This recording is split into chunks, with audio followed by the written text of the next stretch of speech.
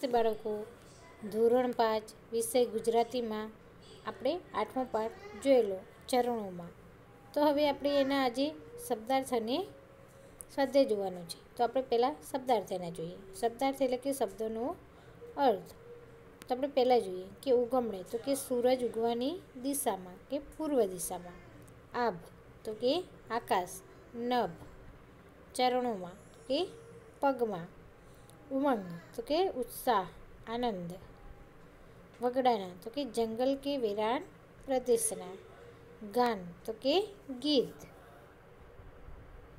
પછી આગળ છે કે ચોપાશે તો કે ચારે બાજુએ. ઉઘડે મેદાન તો કે અહીં મેદાન નજરે પડે દેખાવા લાગે. કલ્પનાના દોર તો કે કલ્પના રૂપી દોરીને આધારે કલ્પનાની મદદથી. પછી કે સંગ તો કે સાથે. લીલેરા તો કે હરિયાળા લીલા લીલા. વાયુ તો કે પવન. હવે આગળ છે કે ચકચૂર તો કે કેફને લીધે મસ્ત. અહીં ધરતીની સોડમથી વાયુ મસ્તી ભર્યો છે. ઝાકળ તો કે ઓસ સવારે ઘાસ તેમજ પાંદડા પર પડેલા પાણીના બિંદુ. ઝીણેરા એટલે કે સાવ બારીક તદ્દન ઝીણા. સૂર તો કે અવાજ. છલંગ તો કે કૂદકો ઠેકડો.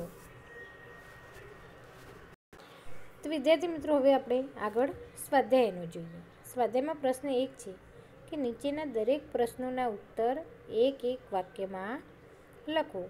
તેમાં પહેલું છે કે ઉગમણે આભમાં શું દેખાય છે? તો એનો જવાબ લખો કે ઉગમણે આભમાં જુદા જુદા રંગો રેલાતા દેખાય છે. હવે બીજું છે કે ચરણોમાં ચાલવાનો ઉમંગ શા માટે ઉછળે છે? તો જવાબ લખો કે કુદરતની સુંદરતા અને વાતાવરણની તાજગીને લીધે ચરણોમાં ચાલવાનો ઉમંગ ઉછળે છે. હવે આગળ આપણે ત્રીજું જોઈએ કે પંખીની પાંખમાં અને નાનકડી ચાંચમાં શાના ગાન લહેરે છે? તો જવાબ લખો કે પંખીની પાંખમાં અને નાનકડી ચાંચમાં વગડાના અને ઝરણાના ગાન લહેરે છે. હવે ચોથું છે મન ક્યાં આળોટે છે? તો જવાબ લખો દૂર અને પાસે પથરાયેલા લીલા ઘાસ પરના ઝાકળમાં મન આળોટે છે.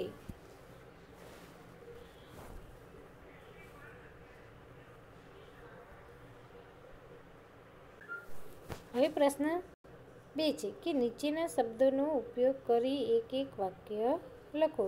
એટલે કે શબ્દોનો ઉપયોગ કરીને આપણે એના વાક્ય બનાવવાના છે. એમાં પહેલું છે ઉમંગ તો કે વર્ગખંડમાં છોકરા ઉમંગથી ભણે છે.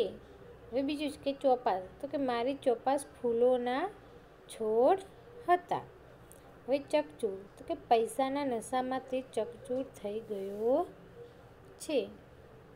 ચોથું છે કે સૂર તો કે સંગીતના સૂર સાથે મંદિરમાં ભજન ગવાય છે. પાંચમું છે કે છલંગ તો કે મોહને પાણીમાં છલાંગ મારી. હવે આગળ પ્રશ્ન આપણે જોઈએ કે નીચેની પંક્તિઓનો ભાવાર્થ સમજાવો. તો આપણે પંક્તિ છે કે ધરતીની મહેક પીતો વાયુ ચકચૂર. ઝાકળમાં ઝીણેરા કિરણોના સૂર. મન એમાં આળોટે મારી છલંગ. ચરણોમાં ચાલવાનો ઉછળે ઉમંગ. તો હવે એનો આપણે ભાવાર્થ જોવાનો છે કે ઝાકળમાં સાવ ઝીણા સૂર્યના કિરણોથી દૂર અને નજીકમાં દેખાતા લીલાછમ ઘાસમાં પવન જાણે કે ધરતીની સુગંધ પીતો હોય તેમ લાગે છે. હવે આગળ આપણે પ્રશ્ન 4 જોવાનો છે કે નીચેના શબ્દોના સમાનાર્થી શબ્દો લખો. તો કે પૂર્વ તો કે ઉગમણું. ઠેકડો તો કે કૂદકો. વાયુ તો કે પવન. ગગન તો આકાશ. પહાડ તો પર્વત. પંખી તો પક્ષી વિહંગ. હવે આગળ પ્રશ્ન 5 છે કે નીચેના શબ્દોના વિરુદ્ધાર્થી શબ્દો લખો. તો કે ઉગમણું તો કે આથમણું. આકાશ તો ધરતી. પ્રકાશ તો અંધકાર. ઉત્સાહ તો નિરુત્સાહ.